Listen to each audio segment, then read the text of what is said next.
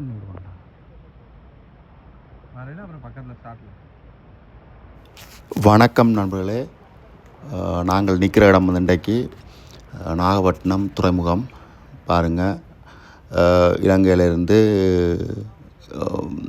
நாகப்பட்டினம் துறைமுகத்துக்கு கப்பல் சேவை. இதான் வந்து துறைமுகம். இதில் வந்து கப்பல் வந்து கொண்டு இருக்குது. பாருங்கள், இது 150 பேர் அடங்கிய கப்பல், ஒரு சிறிய வகை கப்பல். டிக்கெட்டுகளும் குறைவு தான். ஒரு எளிய முறையில், நல்ல வசதியான முறையில் செய்திருக்காங்க. கப்பலில் நிறைய வசதிகள் இருக்குது. உள்ளுக்கெல்லாம் நல்ல கேண்டீன்கள், நல்ல இந்த குடிவகை பொருட்கள் எல்லாமே விலைக்கு வாங்கலாம்.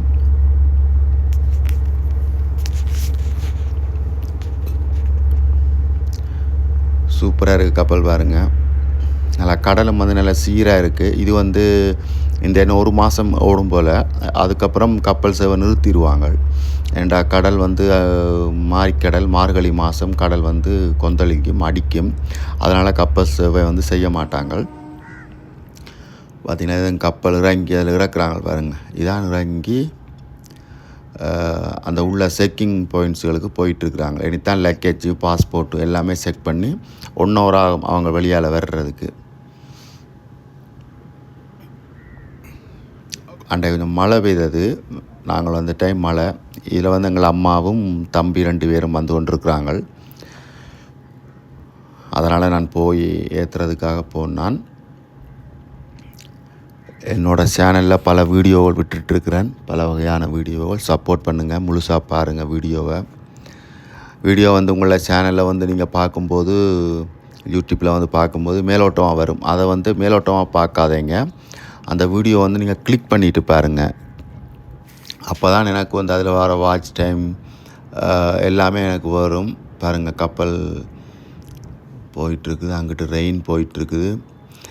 நல்ல சூப்பர், நல்ல இயற்கையான ஒரு காட்சி, நல்லா இருக்குது. கூடுதலாக ஏர்போர்ட்டுகளுக்கு போய் பார்த்துருக்குறோம்.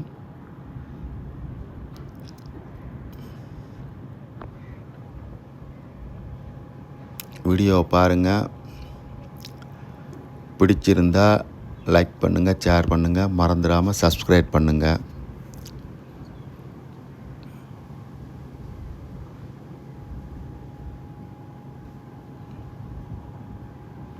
எல்லோரும் வந்து கொண்டிருக்கிறாங்க பாருங்கள். எல்லோரும் இறங்கி 150 பேராம், 150 பேரும் வந்துட்டுருக்குறாங்க உள்ள. ஓகே, இது வந்து இந்த துறைமுகத்தின் வந்து பாருங்கள், இதான் வந்து கப்பல் ஆழமாக செய்திருப்பாங்க. ஓகே, நன்றி, வணக்கம்.